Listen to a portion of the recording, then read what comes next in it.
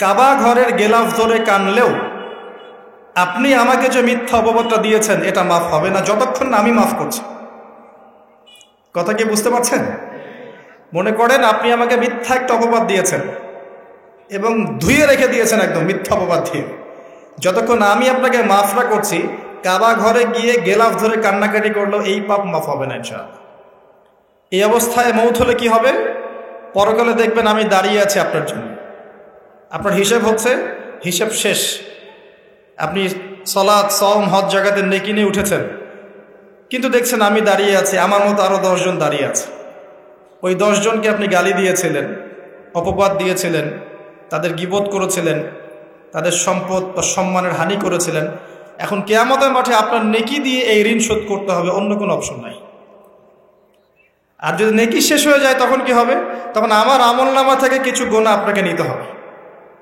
আল্লাহ পাক ন্যায় বিচারক। আল্লাহ পাক শুধু গফুর রহিম নন, আল্লাহ পাক শুধু পরম করুণাময় অসীম দয়ালুই নন, বরং তিনি হচ্ছেন ন্যায় বিচারক। ন্যায় বিচারক।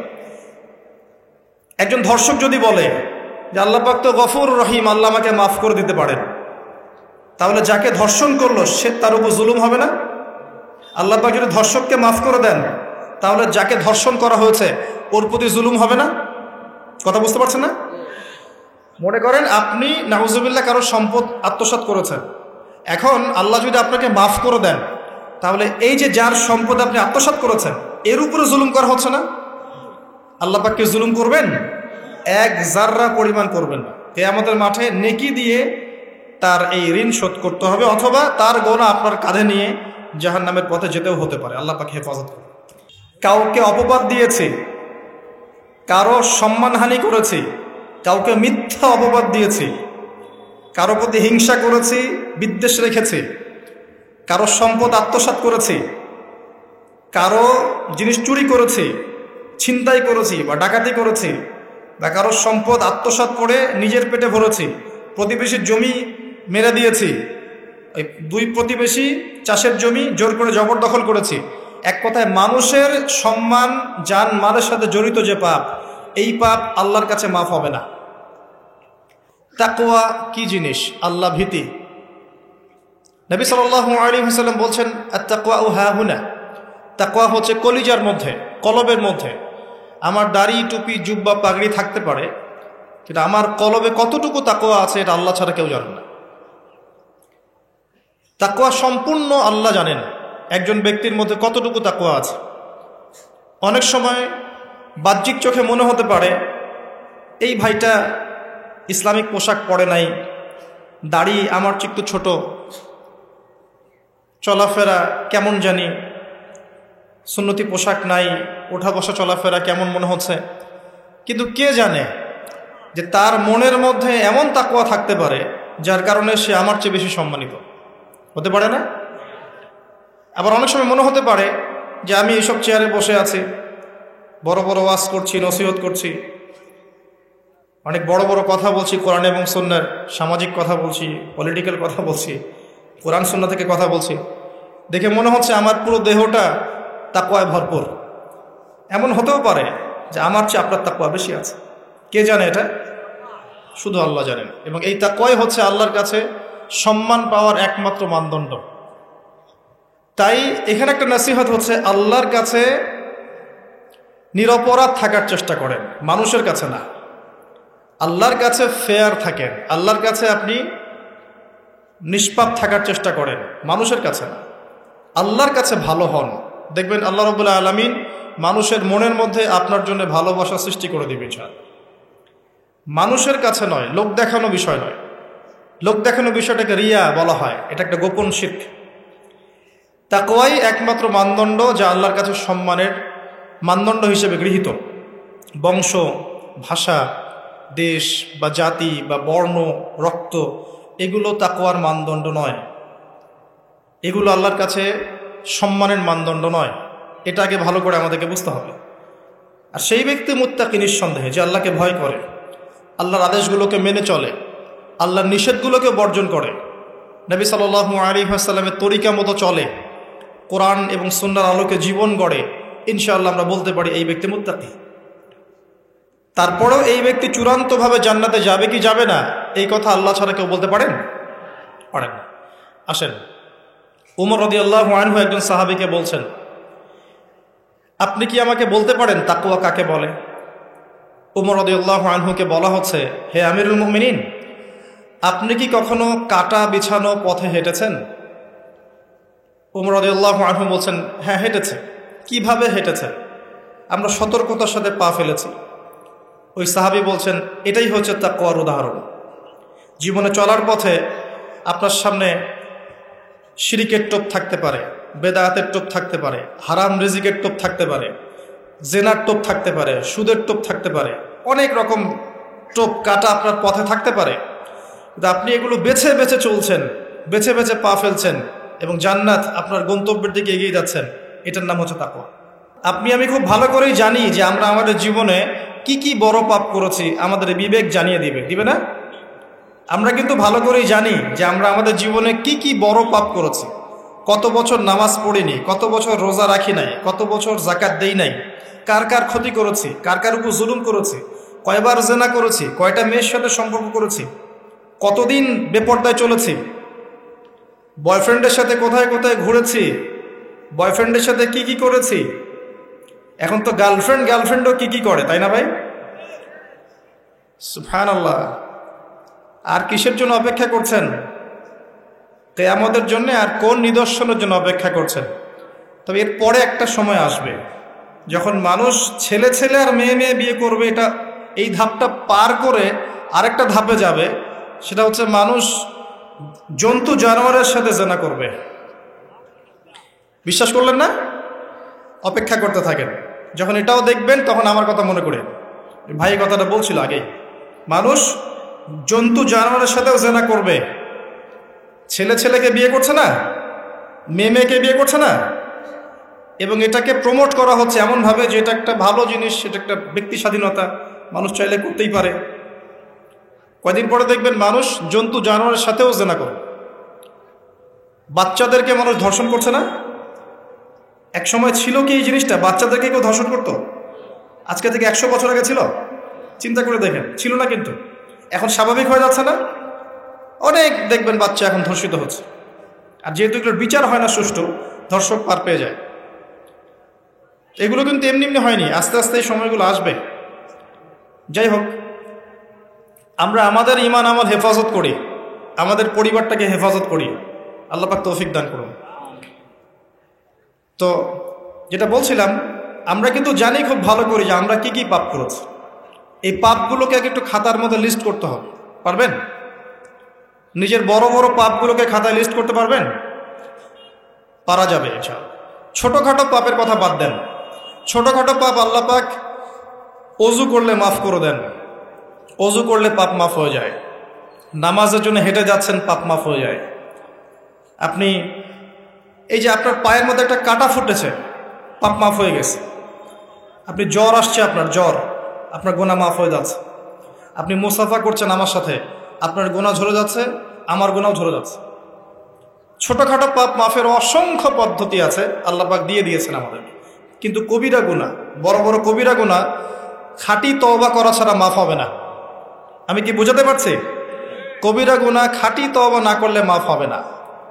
এই রমাজানে আমাদের কবিরা গুনার লিস্ট আমাদেরকে করতে হবে, নিজের আমলনামার লিস্ট নিজেকে করতে হবে। এবং রমাজানে রোজা রেখে সওমরত অবস্থায় আল্লাহকে বলতে হবে, আল্লাহ আমি অমুক পাপ করেছিলাম, আমাকে মাফ করে দাও। আল্লাহ আমি অমুক পাপ করেছি, আমাকে মাফ করে দাও। আল্লাহ আমি অমুক পাপ করেছি, আমাকে মাফ করে দাও। পারা যাবে ইনশাআল্লাহ? আল্লাহর জন্য এক মুহূর্তের ব্যাপার। আল্লাহ পাক আপনার সমস্ত পাপকে নেকি দিয়ে পরিবর্তন করে দিবেন ইনশাআল্লাহ, যদি মুখলেসভাবে আপনি তওবা করতে পারেন। আরেকটা বিষয় থেকে যায়, সেটা হলো মানুষের সাথে জড়িত হক। অনেক সময় দেখা যায় কাউকে গালি দিয়েছি, এই জন্যে সবসময় সতর্ক থাকবেন আপনার যারা যেন মানুষের হক নষ্ট না হয়। মানুষ আপনাকে গালি দেখ, থাপ্পড় মারুক, জমি আত্মসাৎ করে ফেলুক, হক নষ্ট করুক, কি করে করুক, আপনি তারটা করতে যান না। যারা করছে আপনি লাভবান। আপনি কেমন করে লাভবান? আপনি অসংখ্য নেকি পাচ্ছেন, আপনি জানছেনও না।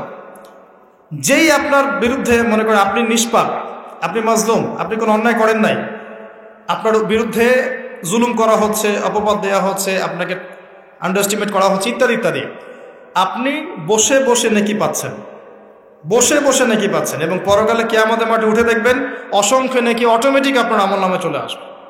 তখন তারা আফসোস করবে দুনিয়াতে এই কাজগুলো না করে ভালো কিছু করলে ভালো হতো। যাই হোক, মানুষের সাথে জড়িত পাপ আল্লাহর কাছে মাফ হবে না। এই কারণে এই রমজান মাসে ওই লিস্টের মধ্যে থাকবে আমি কার কার ক্ষতি করেছি, থাকবেই। কিন্তু যতটুকু মনে পড়ে লিখে ফেলবেন, সুযোগ থাকলে সেটা ফেরত দিয়ে দিবেন। যদি সুযোগ না থাকে ক্ষমা চেয়ে নেবেন, যদি সেই সুযোগও না থাকে তার পরিবারের কাছে ক্ষমা চেয়ে নেবেন, যদি সেই সুযোগও না থাকে তার পক্ষ থেকে সদকা করে দিয়ে পারা যাবে ইনশাল্লাহ। সেই সুযোগও নাই, তাহলে হাতটা তুলে তার জন্য দোয়া করবেন, আল্লাহ আমি আমার অমুক ভাইকে মিথ্যা অপবাদ দিয়েছিলাম, আল্লাহ তুমি তাকে মাফ করে দিও। আশা করা যায় আপনার গুনাহ আল্লাহ মাফ করে দিবেন ইনশাআল্লাহ। আসুন, রমজানের প্রথম কাজ এইটা, গুনার লিস্ট করা। একটু ধৈর্য ধরে বসেন, আমি অনেক ক্লান্ত, অনেক লম্বা সফর করে আসছি, এই জন্য আস্তে আস্তে কথা বলছি আর কি। তবে ইনশাআল্লাহ আজকে আমরা রমজানটাকে কিভাবে কাটাবো এবং কোরআনময় করে কিভাবে কাটাবো, কিছু উপকারী কথা আপনাকে বলবো ইনশাআল্লাহ তাআলা। আল্লাহ পাক আমাদেরকে আমল করার তৌফিক দান করুন। প্রথম কাজ পাপের লিস্ট করা, তারপরের কাজ হচ্ছে তওবা করা। রমজানে আমরা তওবা করব যে আল্লাহ পাক আমি দুনিয়াতে যত পাপ করেছি, জানা অজানা, ছোট বড়, প্রকাশ্য গোপন, যত পাপ করেছি, যা আমি জানি যা আমি জানি না, যা তুমি আমার চেয়ে ভালো জানো, আল্লাহ মাফ করে দাও। পারা যাবে ইনশাআল্লাহ। খালি বলতে হবে আস্তাগফিরুল্লাহাল্লাযী লা ইলাহা ইল্লা হুয়াল হাইয়ুল কাইয়্যুম ওয়া আতুবু ইলাইহি, এটা পড়বেন। অথবা আল্লাহুম্মা আনতা রাব্বী লা ইলাহা ইল্লা আনতা খালাকতানি আনা আবদুক ওয়া আনা আলা আহদিক ওয়া ওয়া'দিকা মাস্তাতা'তু আউযু বিকা মিন শাররি মা সানা'তু আবুউ লাক বিনি'মাতিকা আলাইয়া ওয়া আবুউ বিযানবি ফাগফিরলি ফাইন্নাহু লা ইয়াগফিরু যুনুবা ইল্লা আনতা। পারা যাবে ইনশাআল্লাহ। হিসনুল মুসলিম, গুগল প্লে স্টোরে যান, একটা অ্যাপস আছে হিসনুল মুসলিম, একটা বই আছে, এটা কিনেন, সমস্ত দোয়া এখানে দেয়া আছে, দেখবেন আর পড়বেন, পকেটের মধ্যে রাখবেন, দেখবেন, পড়বেন। পারা যাবে ইনশাআল্লাহ। ইনশাআল্লাহ। এরপরে তওবার পরে কি? তওবার পরে রমজান মাসের বাজার আগে করব। এখন শাবান মাস চলছে, হাতে যতটুকু টাকা পয়সা আছে বা জমানো কিছু টাকা তো আছে, এখান থেকে আপনি রমজান মাসের বাজার করবেন। রমজান মাসে আপনি বেশি বেশি বাজারে যাবেন না, ওই মাসে যেটা আর্ন করবেন সেটা জমিয়ে রাখবেন, সমস্যা নাই। সম্ভব হলে ঈদের যে কাপড় চোপড় লাগে, আপনার স্ত্রীর জন্য এক সেট, আপনার বাচ্চার জন্য এক সেট, আপনার এক সেট, নতুন কাপড় পরার সুন্নত, এবং আমরা সবাই নতুন কাপড় পরার চেষ্টা করবো ইনশাআল্লাহ। যাদের নতুন কাপড় নাই তাদেরকে কাপড় দেওয়ার চেষ্টা করবো ইনশাআল্লাহ।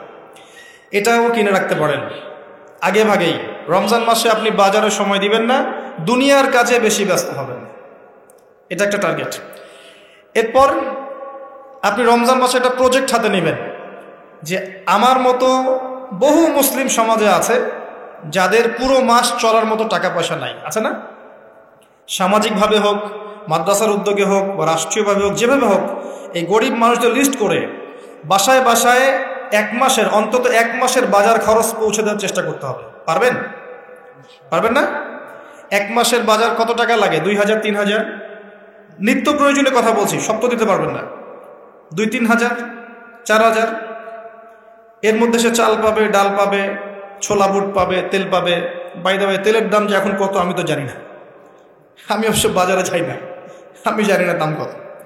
তবে একটা ফেসবুক স্ক্রল করতে গিয়ে একটা ভিডিও আসলো, দেখলাম, যে দেখে খুব হাসি বের হলো আর কি, যে বাড়ির গিন্নি সে কড়াই ধরে আছে, আর বাড়ির কর্তা ওই তেলের বোতলটাকে তালা দিয়ে লক করে রেখেছে আর কি। তো গিন্নি এসে বলছে আজকে রান্না করবো, তেল দাও। সে উঠলো, উঠে লক খুললো, লক খুলে যে কৌটাটা আছে, যে কৌটার মুখটাতে এক কর্ক তেল ঢেলে এই আপনার কড়াইতে দিল, যে এটা দিয়ে আজকে চালাও। তো আল্লাহ পাক আমাদের এক শ্রেণীর অসৎ ব্যবসায়ীদেরকে হেদায়েত করুক, যারা কৃত্রিম সংকট তৈরি করে জিনিসপত্রের দাম বাড়ায়। আল্লাহ পাক এদেরকে হেদায়েত করুক, কঠিন শাস্তির আওতায় আনা উচিত। যদি এটা ওমর রাদিয়াল্লাহু আনহুর শাসন হতো, দেখতেন শাস্তি কাকে বলে, প্রকাশ্যে শাস্তি দিত তারা। যদি এটা ওমর রাদিয়াল্লাহু আনহুর যুগ হতো, তাহলে দেখতেন শাস্তি কাকে বলে। উমর ইবনুল খাত্তাব রাদিয়াল্লাহু আনহুর একজন ছেলে একটা অন্যায় করেছিল, সম্ভবত তিনি মদ পান করেছিলেন, সম্ভবত। কাজী দৌড়া দিচ্ছে 80 বেত্রাঘাত। দৌড়া আস্তে আস্তে দিয়েছে, আমিরুল মুমিনের ছেলে, জোরে মারা যাবে না। ওমর রাদিয়াল্লাহু আনহু নিজে উঠে গিয়ে সেই দৌড়া হাতে এনে নিজে পিটানো শুরু করলেন। দৌড়া মারা শেষ হওয়ার আগেই ছেলে ডেড, স্পট ডেড। কথা কি বুঝতে পারছেন? এবার ছেলেকে দাফন করলেন। দাফন করে বাকি দৌড়া যে কয়টা বাকি ছিল, এই বাকি দৌড়াগুলো তার কবরের উপরে মারছে। মারার পরে আল্লাহকে বলছে, আল্লাহ আমাকে মাফ করে দিও, হয়তো আমি ন্যায় বিচার করতে পারলাম না। আমি কি বুঝাতে পারছি ভাই? এটা তার শাসন। এরকম শাসন আবার আসবে ইনশাআল্লাহ। মনে করবেন না যে আসবে না। যা দেখছেন সব কিছু থাকবে না, এগুলোর কিছুই থাকবে না। যেটা বলছি, বাজার করে ফেলেন এবং প্রজেক্ট নেবেন। যারা দরিদ্র দুস্থ, এদের পরিবারে আমরা পার পরিবার একটা করে প্যাকেজ পাঠিয়ে দেব, যেখানে নিত্য প্রয়োজনীয় দ্রব্য থাকবে। তারাও যেন রমজান মাসে খেয়ে পরে বাঁচতে পারে। পারা যাবে ইনশাআল্লাহ? চেষ্টা করেন, আল্লাহ পাক আপনার রিজিকে বরকত দিবে ইনশাআল্লাহ। একটা হাদিসে আছে যে বান্দা যতক্ষণ অন্য ভাইয়ের সাহায্যে থাকে, আল্লাহ ততক্ষণ ওই বান্দার সাহায্যে থাকে। আর একজন মুসলিম ভাইয়ের প্রয়োজন পূরণ করতে যাওয়া, খালি হেঁটে হেঁটে যাওয়া, এটা মসজিদে নববীতে বসে 12 বছর ইতিকাফ করার চেয়ে বেশি নেকির কাজ। এগুলো আমরা হয়তো বুঝি না, মনে করি তার সাথে যাব, আমার তো সময় নষ্ট হচ্ছে। আপনি 12 বছর ইতিকাফের নেকি পাচ্ছেন, তাও যে কোনো মসজিদে না, নববী মসজিদে। সুবহানাল্লাহ। রমজানে আর কি করবেন? কম খাবেন, সেহরি আর ইফতারে বেশি খাবেন না, এবং 2টা তরকারি দিয়ে যদি খাবার হয়ে যায়, 10টা তরকারি করার কোনো দরকার নেই। আপনিও দুনিয়ার কাছে বেশি ব্যস্ত হবেন না, বাড়ির মা বোনদেরকেও ব্যস্ত রাখবেন না, তাদেরকেও দিন শেখার সুযোগ দিবেন। রমজান মাসে তারা অল্প রান্না করবে, একবার রান্না করবে, 3 বেলা খেয়ে নেবেন গরম করে। তারা তালিম করবে, তারা কোরআন শেখার মজলিসে যাবে, তারা মহিলাদের মধ্যে দিন চর্চা করবে, তাদেরকেও দিনের সুযোগ করে দিতে হবে। পারা যাবে ইনশাআল্লাহ। এবং আপনিও তালিমে বসবেন, 5 ওয়াক্ত নামাজ মসজিদে আদায় করবেন, ইসলামিক দর্শগুলোতে বসবেন, ইমানকে তাজা করবেন, ইমানকে তাজা করবেন। কম খাবেন। আমি বরাবরই বলি যে এই খাওয়ার যে ব্যাপারগুলো আছে, এখানে আমরা যারা দাবি করি যে ইসলাম আমরা প্রচার করছি, জনগণের মাঝে ঢুকাই দিচ্ছি, তাদের অনেকের মাঝেই দেখবেন খাওয়ার সুন্নত নাই। কথা বুঝতে পারছেন না? বড় বড় কথা বলার পরে খাওয়ার টেবিলে খালি বসায় দেন, দেখবেন সব শেষ, 7 পেট খেয়ে শেষ করে ফেলছে। খাওয়ার সুন্নত ওই কোরআনে আছে, হাদিসে আছে, প্র্যাকটিক্যালি নাই। নবীজি কি বলেছেন? খেতে হলে, যদি খেতেই হয়, তাহলে 1 ভাগ, পেটের 1 ভাগ, আরেক ভাগ পানি, আরেক ভাগ ফাঁকা। কি চাচ্ছেন সব লেখা আছে। এটাই ইসলাম, যেখানে প্রতিটা বিষয়ের সমাধান আছে, খুঁটিনাটি সব কিছু আছে। আমরা অমুসলিম ভাই বোনদেরকে অনুরোধ করব, জীবনটাকে নিয়ে ভাবুন এবং কোরআন সুন্নাহকে একবার নিরপেক্ষভাবে পড়াশোনা করেন। এরপর যদি আপনার মনে হয় মন থেকে, হ্যাঁ, কোরআন এবং সুন্নায় সব কিছুর সমাধান আছে, নিঃসন্দেহে এটা এক আল্লাহর পক্ষ থেকে মনোনীত দিন, আর দেরি করবেন না, ইসলাম কবুল করে ফেলুন। আল্লাহ পাক তৌফিক দান। বলা যায় না তাদের দ্বারা আল্লাহ পাক আমাদের চেয়ে অনেক বেশি খেদমত নিতে পারেন। আল্লাহ পাক এটা বলেছেন, ওয়া ইন তাতাওয়াল্লাউ, হে মুসলিমরা, তোমরা যদি মুখ ফিরিয়ে নাও, আল্লাহর দায়িত্ব পালন না করো, আমানতের খেয়ানত করো, ইস্তাবদিল কওমান গায়রাকুম, আল্লাহ পাক অন্য কওমকে তোমাদের জায়গায় নিয়ে আসবেন, সুম্মা লা ইয়াকুনু আমসালাকুম, তারা তোমাদের মতো অপদার্থ হবে না। আসুন, রমজান একটু কম খাওয়ার অভ্যাস করেন, সেহরিতে কম, ইফতারেও কম। এমনভাবে খাবেন না যে মনে হচ্ছে এটা আপনার জীবনের শেষ খাওয়া, এইভাবে খাবেন। এবার সম রেখেছেন, সম রাখা অবস্থায় 5 ওয়াক্ত নামাজ জামাতে পড়তে হবে, প্রথম টার্গেট। পারা যাবে ইনশাআল্লাহ? 5 ওয়াক্ত নামাজ জামাতে পড়ব। সরকার বাধা দিবে? প্রশাসন বাধা দিবে? আপনার পরাশক্তির আপনাকে বোম মারবে? কিচ্ছু হবে না। আপনি আপনার দিন পালন করবেন। লাকুম দীনুকুম ওয়ালিয়া দিন, তোমাদের দিন তোমাদের, আমার দিন আমার। আপনি 5 ওয়াক্ত সালাত মসজিদে পড়ার চেষ্টা করবেন ইনশাআল্লাহ তাআলা। আর নামাজ পড়বেন রাসূল সাল্লাল্লাহু আলাইহি ওয়াসাল্লামের তরিকা মোতাবেক, তাড়াহুড়া করে 3G 4G নামাজ, রিল্যাক্সে নামাজ পড়বেন। ঠিক আছে ইনশাআল্লাহ? আসেন, রোজা রেখে আর কি করবেন? বেশি থেকে বেশি আল্লাহর জিকির করবেন।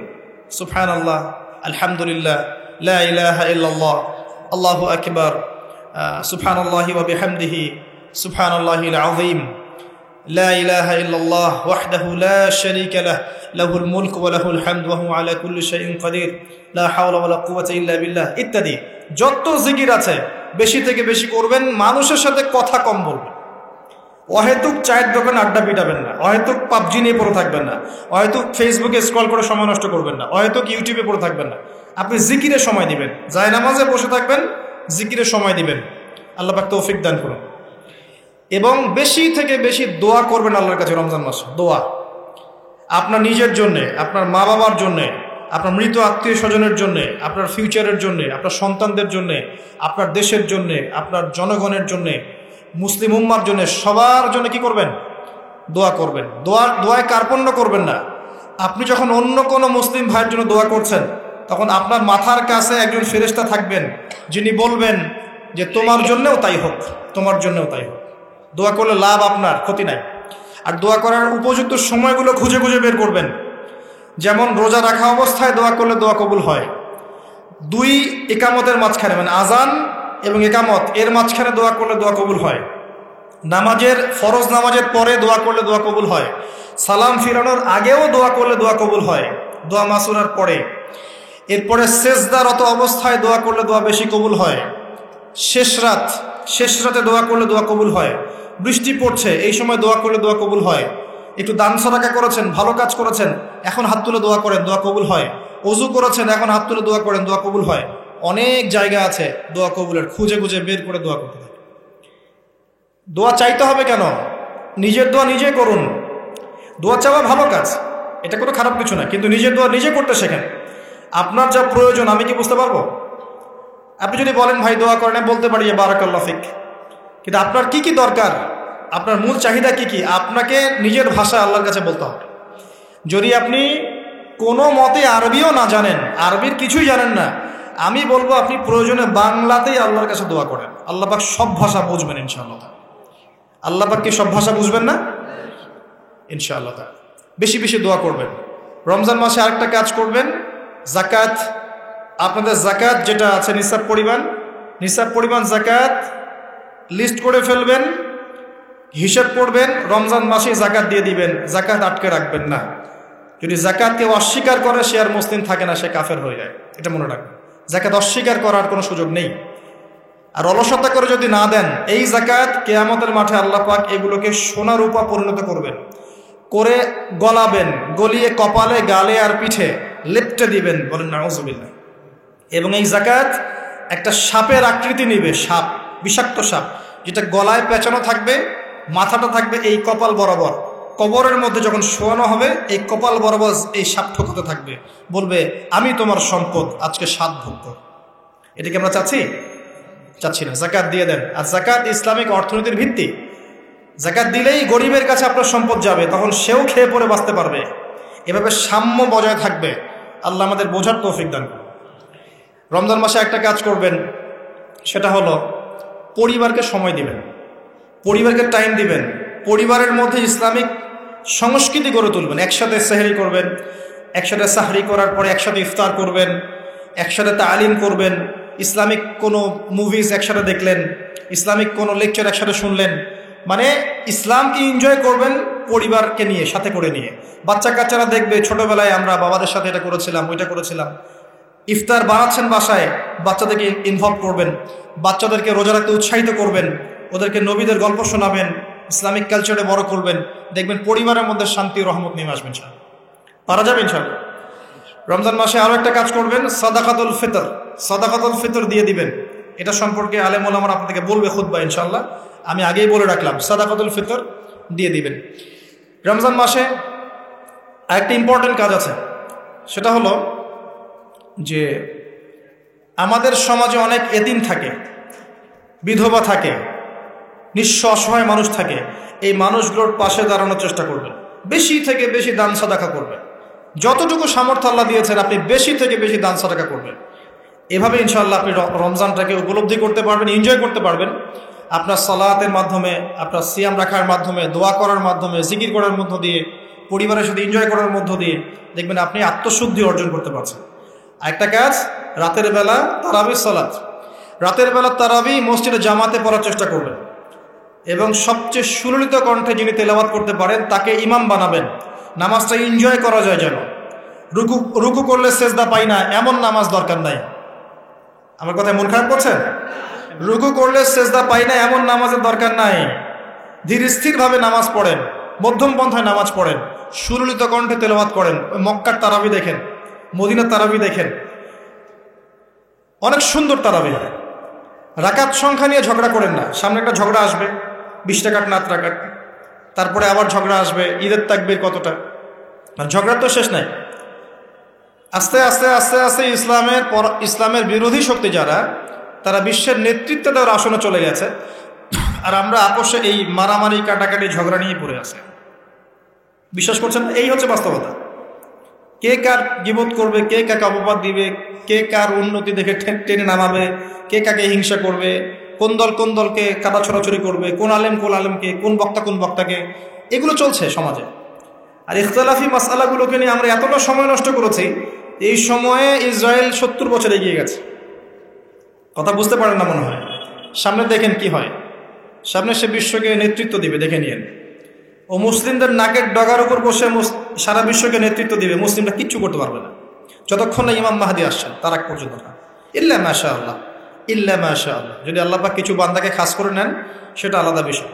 মানে এখনো এই পৃথিবীতে এমন কিছু বান্দা আছে যারা কশ্চিনকালেও জালেমের সামনে মাথা নত করবে না, যারা হকের উপর থাকবে, যারা ইসলামের বিরোধী শক্তিকে ছাড় দিবে না, এমন বান্দাও পৃথিবীতে আছে। তাদের কথা ভিন্ন। বেশিরভাগ মুসলিমই লাহুম কুলুবুন লা ইয়াফকাহুনা বিহা, এরকম পর্যায়ে পড়ছে। হৃদয় আছে, উপলব্ধি করে না, চোখ আছে দেখে না, কান আছে শোনে না। এগুলোর ইখতিলাফ বাদ দিয়ে আপনি স্থিরভাবে নামাজের রাকাত সংখ্যা না, আপনি কোয়ালিটি বাড়াবেন। নামাজটা কত সুন্দর হচ্ছে, এটা ফ্যাক্ট। এবং তারাবির নামাজটাকে এনজয় করেন। খতম হবে কোরআন, আমরা কোরআনকে এনজয় করবো ইনশাআল্লাহ। এরপরেও শেষ রাত্রে আপনি চেষ্টা করেন নিজে ওঠার জন্য পরিবারের লোকজনকে ওঠানো, আসো 2 রাকাত নামাজ পড়ি, আসো 4 রাকাত নামাজ পড়ি।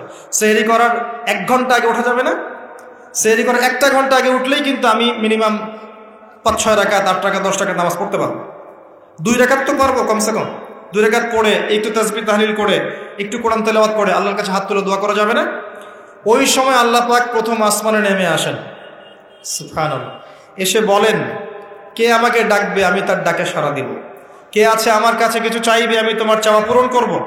কে আছো আমার কাছে ক্ষমা চাইবে, আমি তোমাকে ক্ষমা করে দেব।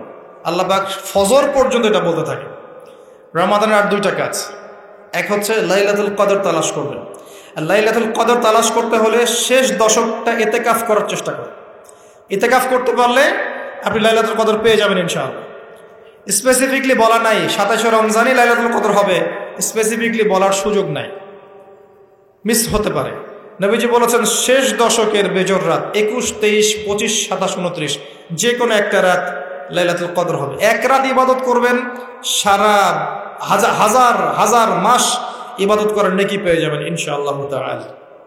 এই রাতে দোয়া করলে দোয়া কবুল হয়ে যায়। আল্লাহ পাক আমাদেরকে লাইলাতুল কদর পাওয়ার তৌফিক দান করুন, ইতিকাফ করার তৌফিক দান করুন। আমি আরেকটা কাজ যেখান থেকে আমি আসবো, কোরআনময় রমাদানে, রমজান মাসে সবচেয়ে বড় যে কাজটা, এটা দিয়ে শেষ করছি, শোনেন। এখানে একটু সময় নিব আমি, একটু ধৈর্য ধরেন। রমজান মাসের সবচেয়ে বড় কাজ, এবং রমজান মাস যে কারণে মহামান্বিত বা মহিমান্বিত, শব্দটা হয়তো আমি ভুল বলেছি, তো সেটা হচ্ছে আল কোরআনুল কারীম। রমজান মাস সেই মাস যেই মাসে কোরআন নাজিল করা হয়েছে। কি কারণে রমজান মাসে এত ফজিলতময়? প্রশ্নটা কি একটা যৌক্তিক প্রশ্ন না? শাবান মাসে কেন এত কিছু নয়, রজব মাসে নয় কেন, রমজান মাসেই কেন?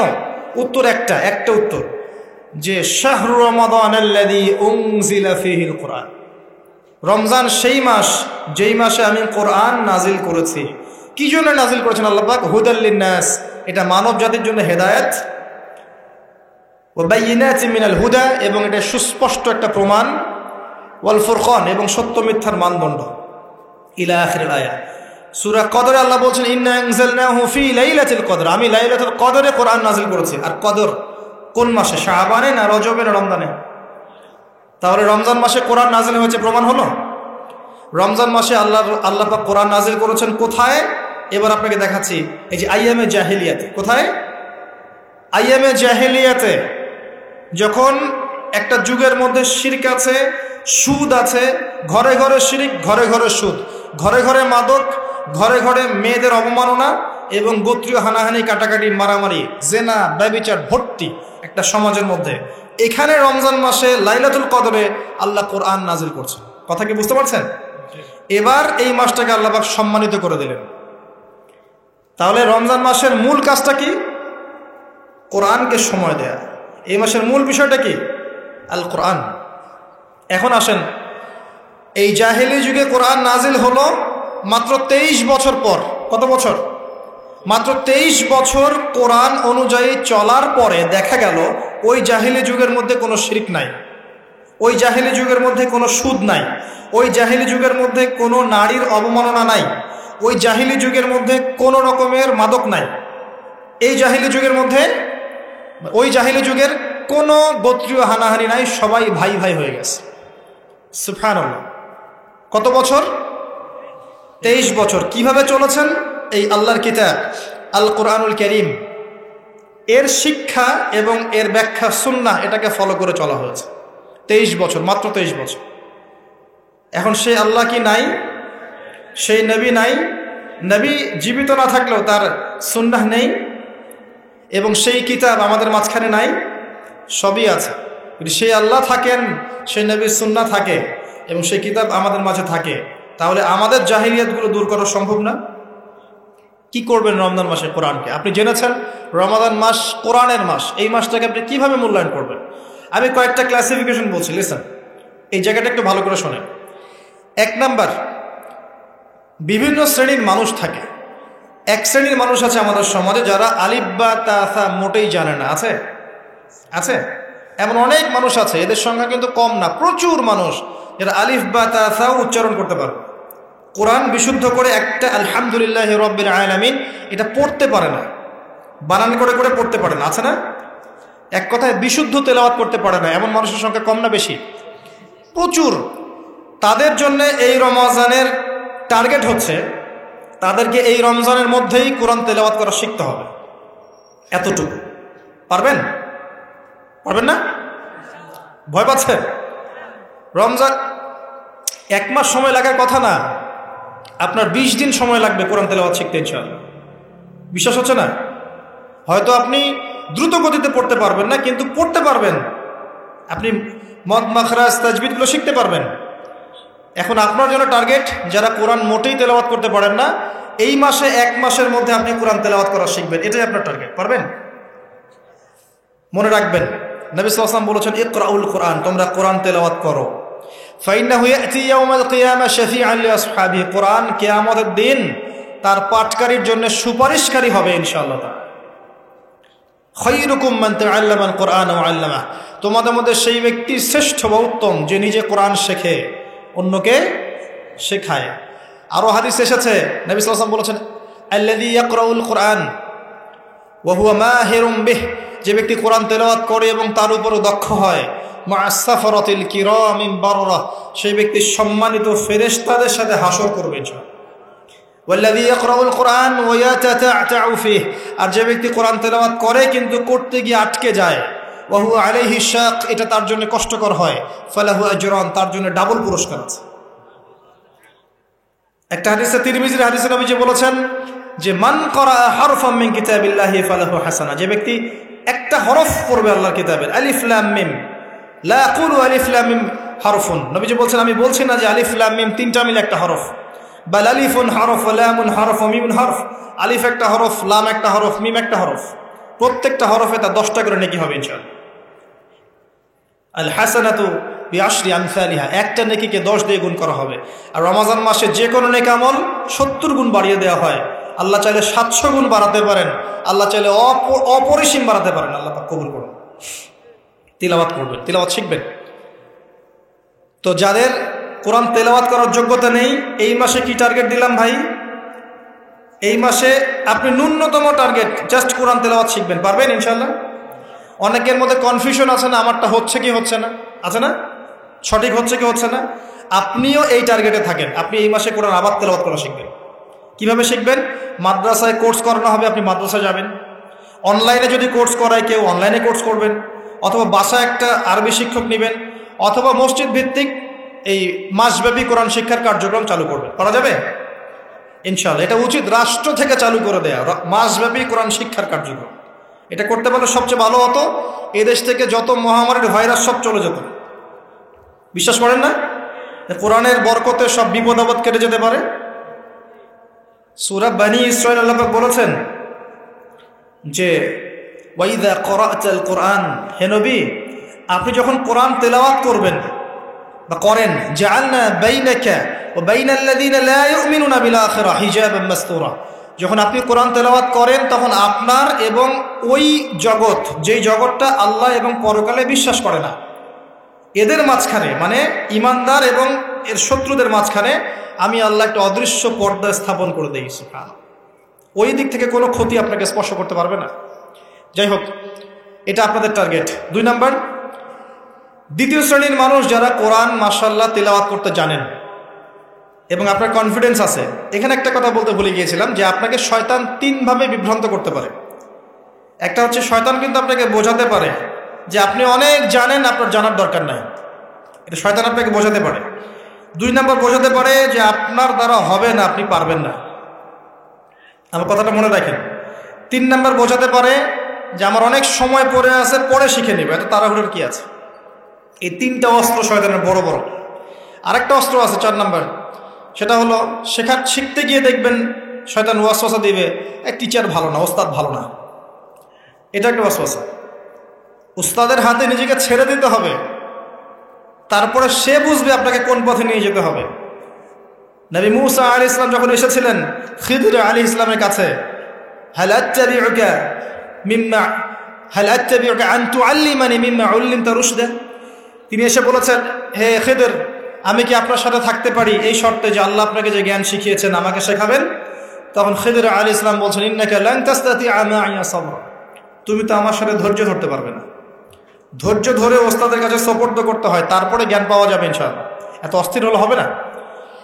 2 নম্বর শ্রেণী যারা পড়তে পারেন তাদের জন্য নসিহত হচ্ছে, এই রমজান মাসে আপনার টার্গেট এই কিতাব আপনি একবার খতম করবেন, একবার অনলি। পারবেন? অনলি একবার।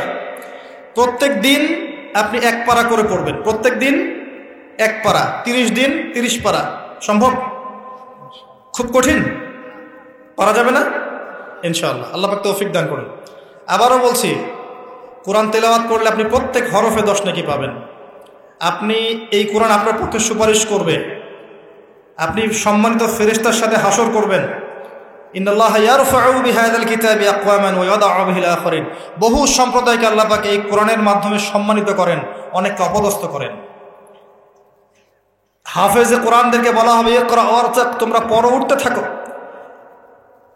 ফাইন্না মানজিলাতাক, তোমার আসন হবে, মঞ্জিল হবে, ইলা আখিরি আয়াতিন তাকরাউহা, তুমি যেখানে তেলাওয়াত করা থামবে সেখানে জান্নাতে ওই উচ্চ আসনে তোমাকে বসানো হবে। কেউ যদি 500টা আয়াত পড়ে 500 তলা বাড়ি দেওয়া হবে জান্নাতে। কেউ যদি 1000 আয়াত পড়তে পারে 1000 তলা বাড়ি দেওয়া হবে জান্নাতে ইনশাআল্লাহ তাআলা। জি, শেষ করছি আমরা একটু। আর কিছু নেকি আছে, যেমন আপনি যদি সূরা বাকারা পড়েন আপনার ঘরের মধ্যে শয়তান আসবে না ইনশাআল্লাহ, আপনার জীবনে বরকত হবে। আপনি আয়াতুল কুরসি পড়েন প্রত্যেক ফরজ নামাজের পরে, আপনার মৃত্যু ছাড়া জান্নাতে যাওয়ার কোনো বাধা নাই। সূরা মুলক পড়েন রাতের বেলা, এটা আপনাকে কবরের আযাব থেকে বাঁচাবে। সূরা কাহফ পড়েন প্রথম 10 আয়াত শেষ 10 আয়াত, ফিতনা থেকে বাঁচাবে ইনশাআল্লাহ। সূরা ইয়াসিন পড়েন, আপনার হাজত পূর্ণ হয়ে যেতে পারে ইনশাআল্লাহ তাআলা। আপনি সূরা বাকারার শেষের আয়াতগুলো পড়েন 3টা আয়াত, সারা রাত নফল নামাজের নেকি পাবেন। অনেক ফজিলত, এটা বলে শেষ করতে পারবো না, আমি গুটিয়ে নিচ্ছি। যারা কোরআন তেলাওয়াত করতে পারেন তাদের জন্য কোরআনময় রমাদান হচ্ছে, আপনারা কোরআন 1 পারা করে পার ডে পড়বেন, একবার খতম দিবেন। পারা যাবে? আল্লাহ পাক তৌফিক দান করুন। 3 নম্বর, তারা যারা হাফেজে কোরআন তাদের টাস্ক হচ্ছে এই কোরআন রমজান মাসে পুরোটা আবার হিফসের চর্চা করবেন। অনেক সময় ইয়াদদাশ কমে যায় না, অনেকে আবার ভুলে যায় না।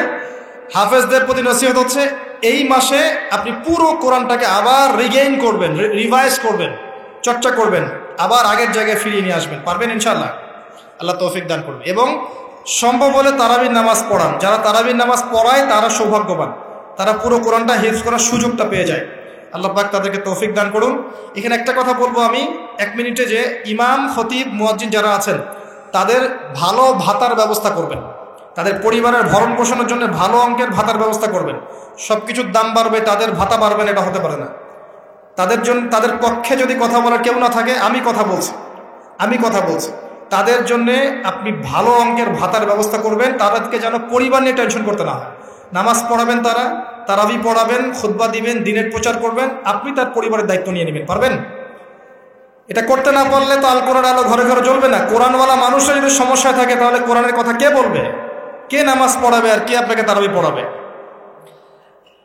তারা অনেক মাজলুম এবং অসহায়, তারা মুখ ফুটে অনেক কথা বলতে পারে না, তাদের পক্ষে কথা বলার মানুষ খুব কম। তাদেরকে ভালো অঙ্কের অনারিয়ামের ব্যবস্থা করবেন, এটা করা উচিত আমাদের সবার। একটি ইমামের বেতন 5,000 10,000 টাকা, কিভাবে সংসার চলবে?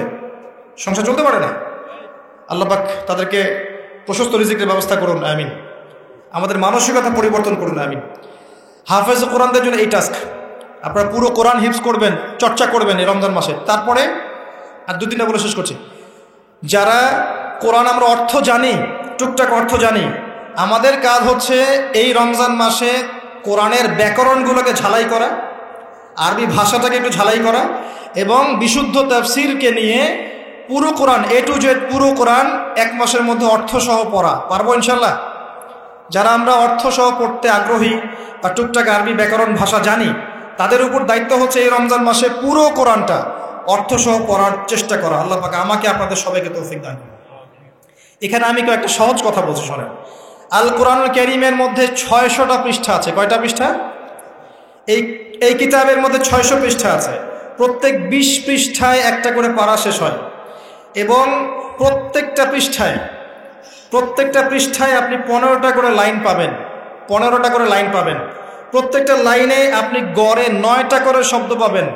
9টা শব্দ, কোন লাইনে 10টা থাকতে পারে, কোন লাইনে 8টা থাকতে পারে, গড়ে 10টা শব্দ, 9টা শব্দ থাকবে। এবং এক পৃষ্ঠায় 135 থেকে 140টা শব্দ থাকে। কথা কি বুঝতে পারছেন?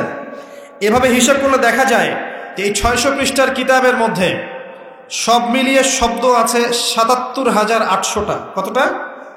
77,800টা, অ্যাপ্রক্সিমেটলি 78,000 শব্দ। কিন্তু সুসংবাদ হচ্ছে এই সমস্ত শব্দগুলোই নতুন শব্দ নয়, বরং এই শব্দগুলো বের হয়েছে মাত্র 4,500 শব্দ থেকে। সুবহানাল্লাহ, চিন্তা করতে পারেন? মাত্র 4,500 শব্দ থেকে এই সমস্ত শব্দগুলো বের হয়েছে। এই শব্দগুলো আবার 3 ভাগে বিভক্ত। একগুলো হচ্ছে নাউন্স বা বিশেষ্য বা ইসম, একগুলো হচ্ছে ফেল বা ক্রিয়া, একগুলো আছে হরফ বা প্রিপোজিশন বা অব্যয়, এই টাইপের। এর মধ্যে মাত্র 200 থেকে 300টা মাজদার যদি আপনি জানেন, এবং একটা শব্দ থেকে অনেকগুলো শব্দ তৈরি করার এই ব্যাকরণের টেকনিকটা যদি শিখতে পারেন, আপনি ইনশাআল্লাহ তাআলা অল্প সময়ের মধ্যেই দেখবেন আল কোরআনের মিনিমাম অর্ধেক অর্থ আপনি বুঝতে পারছেন। এটা এত সহজ, আলহামদুলিল্লাহ। অনেকে বলবেন যে এটা তাকে শুনি নাই, নতুন মেথড আসছে না, FM মেথড, এই মেথড, সেই মেথড আসছে না। আরবি ভাষা নিয়েও চর্চা হয়, মেথড বের হয়। আরবি ভাষা নিয়ে, কোরআন নিয়ে অনেক গবেষণা চলছে, এবং নতুন অনেক কোর্স এবং বই লঞ্চ হচ্ছে। এগুলো ঘাটাঘাটি করেন, আপনি দেখবেন যে কোরআনটাকে আল্লাহ পাক সহজ করেছেন। আল্লাহ পাক এটাই বলেছেন, ওয়ালাকাদ ইয়াসসারনাল কোরআনা লিযিকরি ফাহাল মিন মুদ্দাকির। কোরআনকে আমি বোঝার জন্য সহজ করেছি, কেউ কি আছো উপদেশ গ্রহণকারী? আপনি এই ব্যাকরণগুলো শেখেন। আমি একটা ওয়েবসাইটের নাম বলে দিচ্ছি, www.understandquran.com। দেখেন, এখানে সব ভিডিওসগুলো দেওয়া আছে। সময় নেই, খালি দেখেন। ইংরেজি ভাষায় দেওয়া আছে, উর্দু ভাষায় দেওয়া আছে, আপনি বুঝবেন। সহজ উর্দু, সহজ ইংরেজি, আপনি পারবেন ইনশাআল্লাহ তাআলা। একটু সময় দেন, 6টা মাস, 1টা বছর সময় দেন, আপনি ইনশাআল্লাহ আল কোরআনের মিনিমাম 60 থেকে 70% অর্থ করতে পারবেন ইনশাআল্লাহ তাআলা। বাকি যেগুলো পারবেন না, সেগুলো একটু কঠিন, সেগুলো আপনাকে আরো উচ্চ লেভেলের বই পড়তে হবে, আলেম ওলামার কাছে গিয়ে পড়ে থাকতে হবে, গ্রামার শিখতে হবে, ব্যাকরণগুলো শিখতে হবে। আস্তে আস্তে আপনি পারবেন ইনশাআল্লাহ। শুধু সূরা ফাতিহাতে যে কয়টা শব্দ আছে, 19টা 20টার মতো শব্দ থাকতে পারে। এই শব্দগুলো কোরআনে ঘুরে ঘুরে এসেছে প্রায় 7,800 বার। কতবার? 7,800 বার।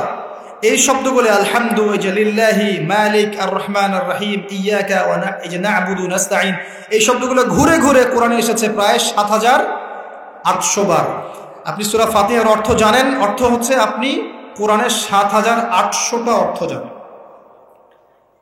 মজা করে শেখেন, এনজয় করে শেখেন, দেখবেন অনেক কোর্স আছে, এগুলো ঘাটেন। আলেম ওলামার কাছে যান, কম্বাইন্ড করেন, চর্চা করেন, আপনি পারবেন ইনশাআল্লাহ। পারবেন এটা হতে পারেন, আপনি পারবেন, আপনার দ্বারাই হবে ইনশাআল্লাহ তাআলা। আল্লাহ পাক কবুল করুন। তাই যারা আমরা টুকটাক আরবি ব্যাকরণ শিখতে পারি বা জানি বা চর্চা করি, তাদের উচিত রমজান মাসে এটাকে চর্চা করা এবং শুরু থেকে শেষ পর্যন্ত অর্থটা পড়া। যেটা আপনার কাছে বিশুদ্ধ তাফসির মনে হয়, হোক মারিফুল কোরআন বা ইবনে কাসির বা জালালাইন, যেটা আপনার কাছে ভালো লাগে সেটা নেন বা একাধিক তাফসির নেন। প্রতিদিন এক পারা করে আপনি অর্থ পড়ার চেষ্টা করেন। ইনশাআল্লাহ এক মাসে একবার কোরআনের অর্থ পড়া যাবে ইনশাআল্লাহ তাআলা। আল্লাহ পাক আমাদের সবাইকে আল কোরআনের অর্থ বোঝার তৌফিক দান করুন, আমিন। এরপরে আমরা কোরআনের আদেশ এবং নিষেধগুলোকে রমজান মাসে মানব। সমস্ত কোরআনের আদেশ মানার চেষ্টা করব। নামাজ হোক, রোজা হোক, হজ জাকাত হোক, আপনার সত্য কথা বলা, পিতামাতার খিদমত করা, প্রতিবেশীর হক, সমস্ত সৎ বিষয়গুলো আমরা করার চেষ্টা করব ইনশাআল্লাহ তাআলা। একই সাথে কোরআনে যত নিষেধ করা আছে, যত হারাম নিষেধ করা আছে, শিরিক করো না, বেদাত করো না, হারাম খেও না, চুরি করো না, সুদ খেও না, জেনা করো না ইত্যাদি, এগুলো ছেড়ে দেবো ইনশাআল্লাহ। আল্লাহ পাক তৌফিক দান করুন। এবং সর্বশেষ কথা, এই রমজান মাসকে কোরআনময় করতে হলে কোরআনের দাওয়াত আমাদের সবার ঘরে ঘরে পৌঁছাতে হবে। কোরআনের দাওয়াত কিভাবে ঘরে ঘরে পৌঁছাবেন সেটার ফিকির আপনারা করেন। মসজিদ ভিত্তিকভাবে, মাদ্রাসা